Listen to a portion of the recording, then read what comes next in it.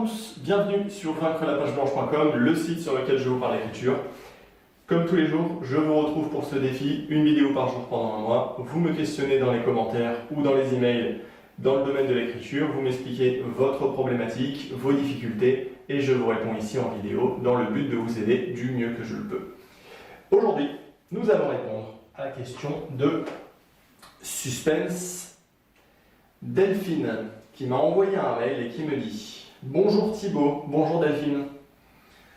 Je me sens perdu, désemparé. Voilà 2 ans que j'ai commencé mon 2e roman. Je n'arrive pas à organiser mon histoire, je fais trop de descriptions car j'adore cela. J'ai voulu créer un premier chapitre pour surprendre et accrocher mon lecteur, mais il a lieu au milieu de mon histoire, du coup c'est chaotique. Comment faire comprendre que c'est juste une aparté pour introduire le avant et le après? Un prologue. Les personnes qui me proposent leur aide me demandent de l'argent, je n'en ai pas, merci pour tes conseils. Bien cordialement Delphine. Rassure-toi Delphine, je vais te répondre. Ne sois pas perdu, ne sois pas désemparé, et je ne te demande pas d'argent.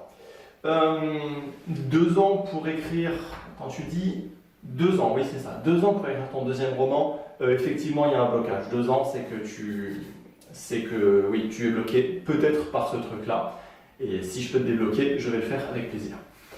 Comment faire un prologue? Non, c'est pas nécessaire de faire un prologue. Ce qu'il faut faire, c'est un prolepse. Alors, qu'est-ce qu'un prolepse? Le prolepse, c'est l'inverse d'un analepse. L'analepse, qu'est-ce que c'est? Je parle dans des mots savants, rassurez-vous, je vais clarifier ça. On va commencer par l'analepse. L'analepse, c'est le retour arrière, c'est le flashback, c'est dans le récit, je donne des informations du passé. Ça, c'est le truc qui est hyper répandu, surtout dans le cinéma. C'est le flashback classique. Le personnage arrive face à quelqu'un d'autre et bim, oh, il est choqué. Il y a un zoom au niveau du visage, voire même on plonge dans l'œil pour comprendre qu'on part dans les pensées de ce personnage. Et on voit que la personne qui retrouve, c'est un amour perdu. Voilà. On donne des informations du passé pour justifier un comportement dans le récit, en gros dans le présent. Le fameux flashback. Je pense que tout le monde voit de quoi il s'agit. Ça porte le nom de analepse dans la littérature. L'inverse, ce que je te suggère de faire, c'est le prolepse. Le prolepse, c'est justement de donner des informations du futur. De dire, par exemple, ce personnage-là, il ne le sait pas encore, mais il ne lui reste que 10 jours à vivre, par exemple. Faire ça, c'est hyper puissant, parce que le lecteur, il sait qu'il y a un drame qui arrive, et il sait qu'il vit les derniers instants. On est dans l'imminence d'une catastrophe tout le temps. C'est hyper puissant. Donc, déjà, toi, tu as une volonté de plaire avec une première scène d'introduction. Pour ça, je te félicite d'avoir cette intention, c'est très bien. En plus de ça, si tu le fais avec un prolepse, ça va être encore plus puissant. Donc, ce que je te suggère de faire, c'est de prendre ta scène. Tu l'as fait complète, bien rédigée, bien fait, enfin, comme tu l'as dit, pour que ça accroche ton lecteur, donc on comprenne bien qui est en scène, pourquoi les personnages sont là, dans quel monde ça se passe, à quelle époque et tout, voilà, que le lecteur sache où il se trouve. Et tu fais en sorte de couper ta scène au moment où la tension est au maximum, au moment où le personnage, par exemple, va mourir. Faire ça, en fait, au moment où tu coupes ta scène, ensuite tu dis « mais ça ne s'est pas toujours passé comme ça, il faut revenir 2 ans en arrière pour comprendre ». Et là, tu reviens 2 ans en arrière et tu racontes toute ton histoire qui va arriver jusqu'à ta scène cruciale, qui va être soit la fin de ton livre, soit le milieu de ton livre. Une fois que tu as vécu cette scène, enfin que tu es passé sur cette scène-là, tu peux tout à fait continuer encore, on est d'accord. Le fait de faire ça, c'est vraiment, vraiment puissant parce que, comme je l'ai dit, le lecteur sait qu'il va passer par cette scène-là. Donc il sait que pendant tout le temps avant cette scène-là, les personnages ne vont pas mourir et tout, mais ils vont peut-être faire des projets au long terme, alors que le lecteur, il sait très bien que ces projets n'auront pas lieu parce qu'il va y avoir cette scène qui va, par exemple, tuer le personnage. Ça, c'est vraiment puissant et pour faire ça bien, il suffit juste d'avoir un plan de ton histoire globale, de prendre juste la scène en question que tu mets au début, en précisant bien que c'était 2 ans avant, au moment où tu fais la transition. C'est pas compliqué à faire et ça marche bien. Si tu veux voir une scène d'un un prolepse qui est hyper réussi.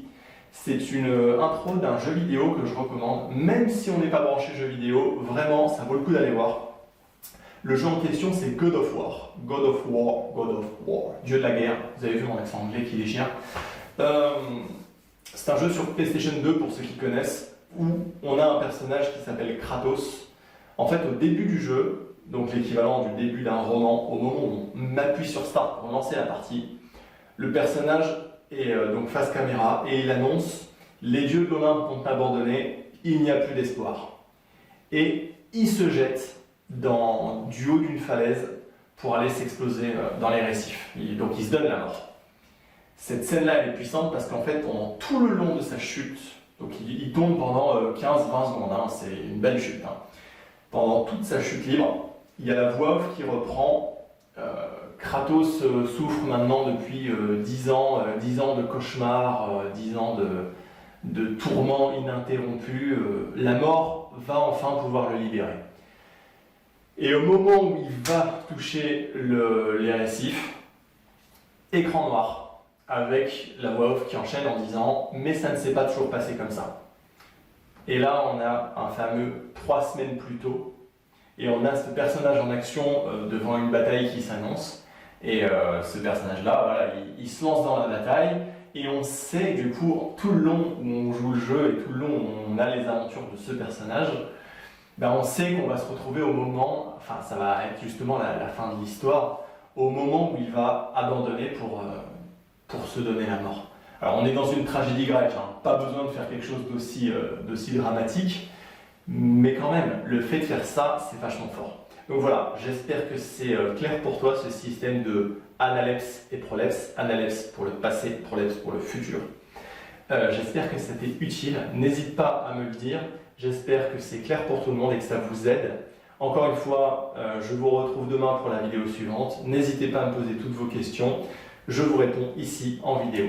Je vous dis merci à tous pour votre participation active et à demain, chers passionnés. Salut à tous!